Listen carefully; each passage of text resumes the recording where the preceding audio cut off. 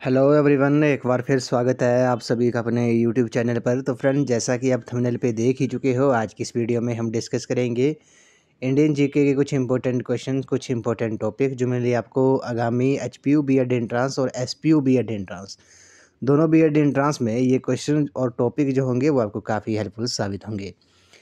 तो friends, video को शुरू करने से पहले अगर आप चैनल पे पहली बार विजिट कर रहे हो तो चैनल को सब्सक्राइब भी जरूर कर दे और बेल आइकन प्रेस करना ना भूले और नोटिफिकेशन ऑन कर दे ताकि मेरे आने वाली हर वीडियो की नोटिफिकेशन आपको मिलती रहे। तो फ्रेंड्स, अगर आप एचपीयू और एसपीयू बीएड एंट्रांस की तैयारी कर रहे हो तो इसके लिए मैंने एक अलग से प्लेलिस्ट बनाई है जिसका जो लिंक है वो मैंने डिस्क्रिप्शन बॉक्स में दे दिया है। आप वहाँ पर जाकर वीडियोज़ देख सकते हो। वहाँ पर आपको सभी सेक्शंस की वीडियोज़ आपको देखने को मिलेंगी।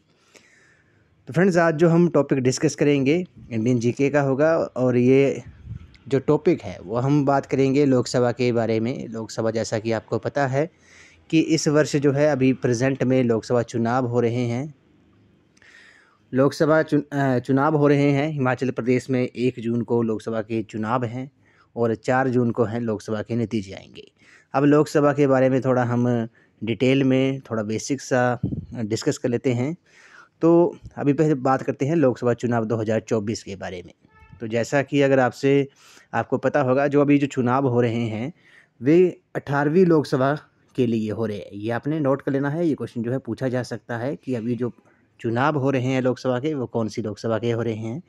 तो ये 18वीं लोकसभा के लिए चुनाव हो रहे हैं।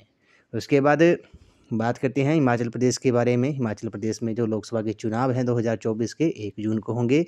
हिमाचल प्रदेश में लोकसभा की कुल 4 सीटें हैं, ये तो पता ही होगा आपको।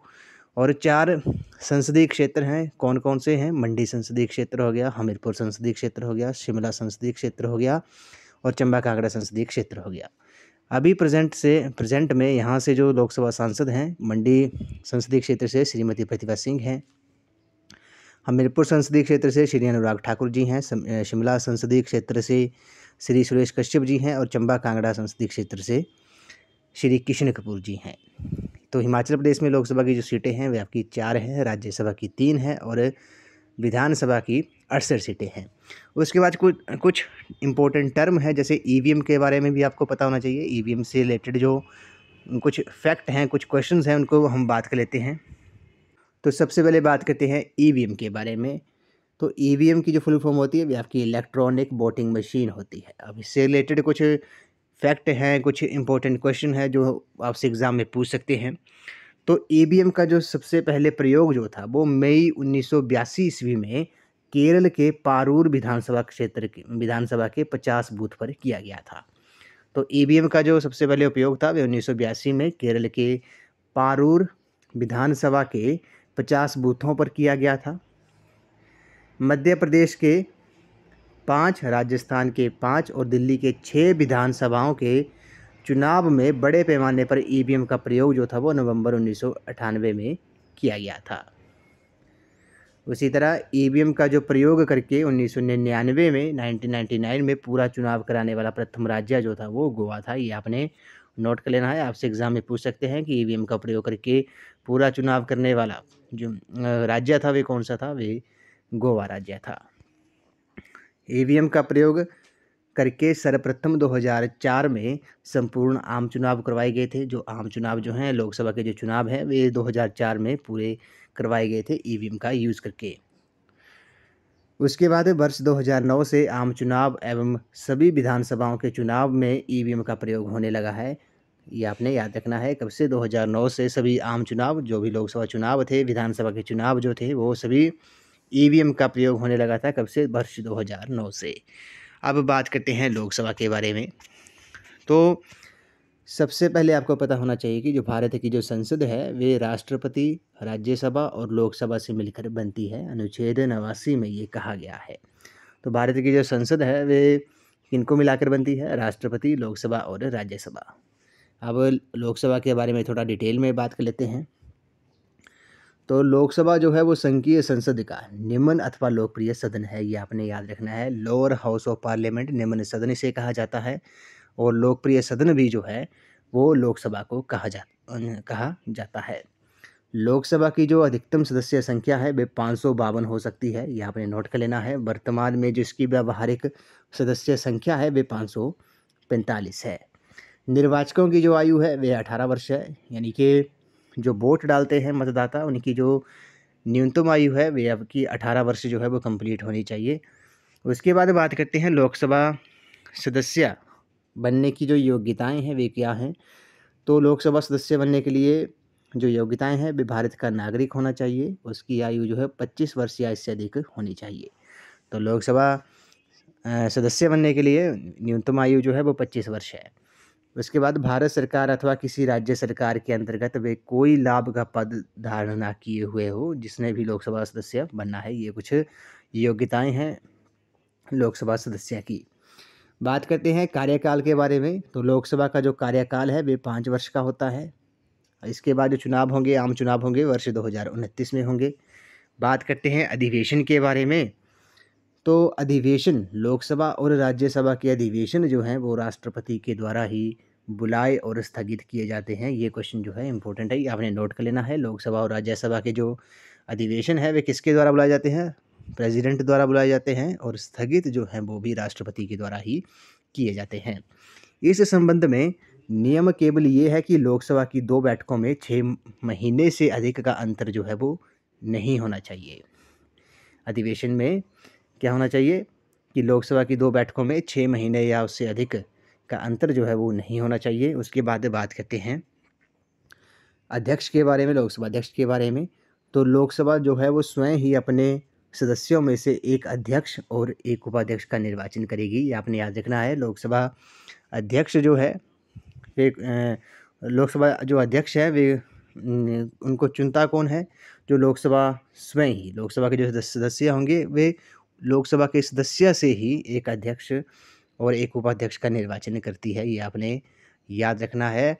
और लोकसभा अध्यक्ष को शपथ कौन दिलाता है, ये भी आपसे एग्ज़ाम में पूछ सकते हैं। तो लोकसभा अध्यक्ष को कोई शपथ नहीं दिलाता, वे एक सांसद, लोकसभा सांसद के रूप में ही शपथ लेता है। और लोकसभा सांसद जो सदस्य जो हैं उन्हीं में से एक लोकसभा अध्यक्ष चुना जाता है और एक लोकसभा उपाध्यक्ष चुना जाता है। और लोकसभा के जो प्रथम अध्यक्ष थे वे कौन थे? वे जीबी मामलंकर थे, ये आपने याद रखना है। लोकसभा की प्रथम महिला अध्यक्ष जो थी वो कौन थी? ये भी एग्ज़ाम में कई बार पूछा गया है, तो ये आपने नोट कर लेना है। मीरा कुमार जो है, मीरा कुमार जो है ये प्रथम महिला लोकसभा अध्यक्ष थीं। उसके बाद बात करते हैं कि लोकसभा की जो शक्तियां हैं वे कौन कौन सी हैं। तो संविधान संशोधन संबंधी शक्ति है कि संविधान में संशोधन करने की शक्ति है लोकसभा के पास।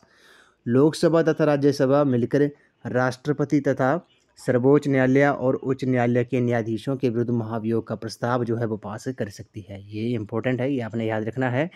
लोकसभा और राज्यसभा जो है वो मिलकर राष्ट्रपति, सुप्रीम कोर्ट, हाई कोर्ट के जो न्यायाधीश होते हैं, जज होते हैं, उनके विरुद्ध महाभियोग का प्रस्ताव जो है वो पास कर सकती है। राज्यसभा द्वारा पारित उपराष्ट्रपति की पदच्युति के प्रस्ताव पर लोकसभा का जो अनुमोदन है वह आवश्यक है। आपको पता है राज्यसभा का जो चेयरमैन होता है वह कौन होता है? वे उपराष्ट्रपति होते हैं। तो राज्यसभा द्वारा पारित उपराष्ट्रपति की पदच्युति के मतलब पद से मुक्त करने के लिए के प्रस्ताव पर लोकसभा का जो अनुमोदन है वे ज़रूरी है। उसके बाद राष्ट्रपति द्वारा की गई संकट काल की घोषणा को 1 माह के अंदर संसद से स्वीकृत होना जो है वो आवश्यक है। अगर राष्ट्रपति जो है वो संकट काल की घोषणा करता है तो उसे 1 महीने के अंदर संसद से स्वीकृत होना आवश्यक है, मंजूरी मिलना जो है वो आवश्यक है संसद से। तो भारतीय संसद जो है वो किन किन से मिलाकर बनती है? लोकसभा, राज्यसभा और राष्ट्रपति से, ये आपने याद रखना है। अब कुछ इम्पोर्टेंट क्वेश्चन है, जैसे सबसे अधिक मतदाता वाला जो लोकसभा क्षेत्र है वे कौन सा है? वे बाहरी दिल्ली है। सबसे कम मतदाता वाला जो लोकसभा क्षेत्र है वे लक्षद्वीप है, ये आपने याद रखना है।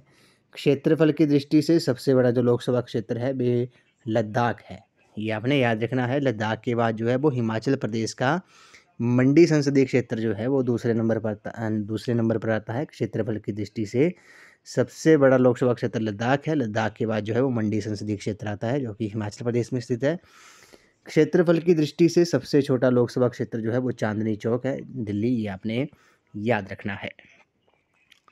उसके बाद बात करते हैं आपातकाल की घोषणा लागू होने पर विधि द्वारा संसद लोकसभा के कार्यकाल में वृद्धि कर सकती है, जो एक बार में 1 वर्ष से अधिक नहीं होगी। 1976 ईस्वी में लोकसभा का जो कार्यकाल था वो 2 बार 1-1 वर्ष के लिए जो था वो बढ़ाया गया था। तो इमरजेंसी की घोषणा लागू होने पर विधि द्वारा संसद लोकसभा के कार्यकाल में वृद्धि कर सकती है। 1976 में लोकसभा का जो कार्यकाल था वो 2 बार बढ़ाया गया था 1-1 वर्ष के लिए। लोकसभा और राज्यसभा के अधिवेशन जो है राष्ट्रपति के द्वारा ही बुलाए जाते हैं और स्थगित किए जाते हैं। लोकसभा की 2 बैठकों में 6 महीने से अधिक का अंतर नहीं होना चाहिए। लोकसभा की गणपूर्ति या कोरम कुल सदस्य संख्या का 10वां भाग होता है, यानी कि 55 सदस्य होता है। धन विधेयक के संबंध में लोकसभा का निर्णय अंतिम होता है। इस संबंध में संयुक्त अधिवेशन की व्यवस्था नहीं है, ये आपने नोट कर लेना है। धन विधेयक जो है, मनी बिल जो है, वो केवल प्रस्तुत किया जाता है लोकसभा में ही, ये आपने याद रखना है। उसके बाद बात करते हैं लोकसभा में सदस्यों की जो संख्या है, कितनी, किस स्टेट में, किस राज्य से कितनी सीटें हैं लोकसभा की, कितने सदस्य चुन के आते हैं, कितने यूटी से। तो सबसे ज़्यादा जो सीटें हैं लोकसभा की वे आपकी उत्तर प्रदेश में है। उत्तर प्रदेश में लोकसभा की 80 सीटें हैं, महाराष्ट्र में 48 हैं, आंध्र प्रदेश में 25 हैं, पश्चिम बंगाल में 42 हैं, बिहार में 40 हैं, तमिलनाडु में 39 हैं, मध्य प्रदेश में 29 हैं, कर्नाटक में 28 हैं, गुजरात में 26 हैं, राजस्थान में 25 हैं, उड़ीसा में 21 है, केरला में 20 हैं, तेलंगाना में 17 हैं, झारखंड में 14 हैं लोकसभा की सीटें, ये आपने याद रखना है। उसके बाद झारखंड में 14 सीट्स हैं। उसके बाद बात करते हैं असम की जो सीट्स हैं लोकसभा की 14 है, पंजाब में 13 सीट्स हैं, छत्तीसगढ़ में 11 है, हरियाणा में 10 है, जम्मू कश्मीर जो में है, पहले ये राज्य हुआ करता था, धारा 370 ख़त्म होने के बाद यहाँ से इसको 2 अलग यूटीज़ में विभाजित किया गया, एक लद्दाख और एक जम्मू कश्मीर में।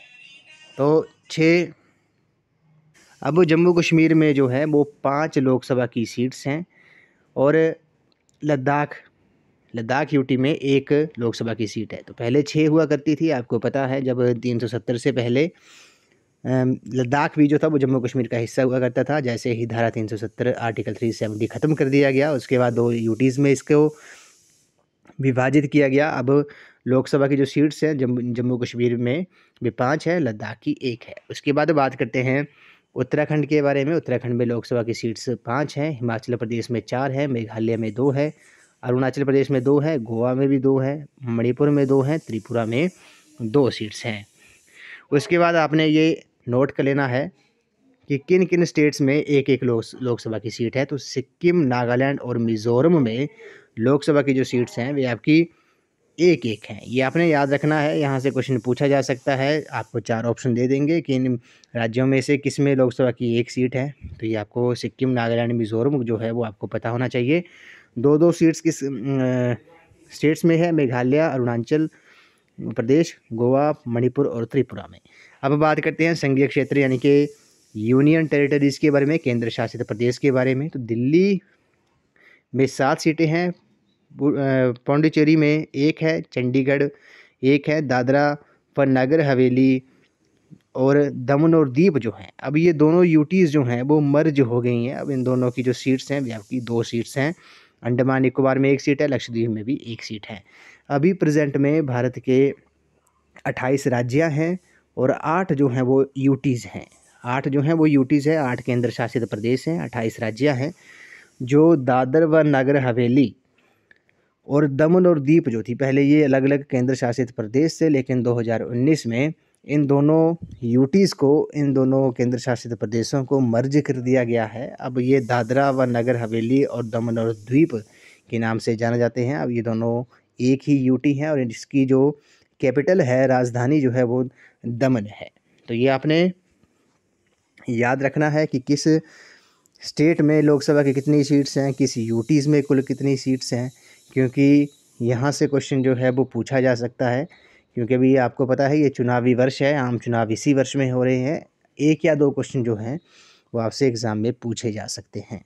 तो एचपीयू का जो बीएड एंट्रेंस है वे 9 जून को कंडक्ट किया जाएगा। एचपीयू का है वो, एचपीयू की जो डेट है वो मे बी आपको 1 या 2 दिनों में देखने को मिल जाएगी। तो फ्रेंड्स, ये जो टॉपिक आज हमने डिस्कस किया लोकसभा के बारे में, जो आज हमने टॉपिक डिस्कस किया, कुछ इंपॉर्टेंट क्वेश्चन भी थे, कुछ इंपॉर्टेंट टर्म्स थी जैसे ईवीएम वगैरह। यहाँ से भी क्वेश्चन जो है वो आपसे एग्ज़ाम में पूछा जा सकता है। तो फ्रेंड्स, आई होप आपको ये वीडियो पसंद आई होगी। तो वीडियो को लाइक शेयर एंड कमेंट जरूर कर दें, चैनल को सब्सक्राइब भी जरूर कर दें और बेल आइकन प्रेस करना ना भूलें और नोटिफिकेशन ऑन कर दें ताकि मेरे आने वाली हर वीडियो की नोटिफिकेशन आपको मिलती रहे। तो फ्रेंड्स, अगर आप एचपीयू और एसपीयू बीएड एंट्रांस की तैयारी कर रहे हो तो इसके लिए मैंने एक अलग से प्लेलिस्ट बनाई है जिसका जो लिंक है वो मैंने डिस्क्रिप्शन बॉक्स में दे दिया है। आप वहाँ पर जाकर वीडियोस देख सकते हो। वहाँ पर आपको सभी सेक्शंस की वीडियोस देखने को मिलेंगी। HP GK, national commissions and committees on education, Indian GK, Hindi, English, math, teaching aptitude and attitude, सभी सेक्शंस की वीडियोस जो होंगी वो आपको वहाँ देखने को मिलेगी। आपने प्लेलिस्ट में जाकर वीडियोस ज़रूर देख लेनी है और जो भी हम क्वेश्चन डिस्कस करते हैं उनके आपने शॉर्ट फॉर्म में नोट्स भी ज़रूर बना लेने हैं क्योंकि रिवीजन के टाइम ये क्वेश्चन जो होंगे वो आपको काफ़ी हेल्पफुल साबित होंगे। तो फ्रेंड्स, आज की इस वीडियो में बस इतना ही। आई होप आपको ये वीडियो पसंद आई होगी। तो वीडियो को लाइक शेयर एंड कमेंट जरूर कर दें, चैनल को सब्सक्राइब भी जरूर कर दें, बेल आइकन प्रेस करना ना भूलें, ऑल नोटिफिकेशन ऑन कर दें ताकि मेरे आने वाली हर वीडियो की नोटिफिकेशन आपको मिलती रहे। तो थैंक यू फ्रेंड्स।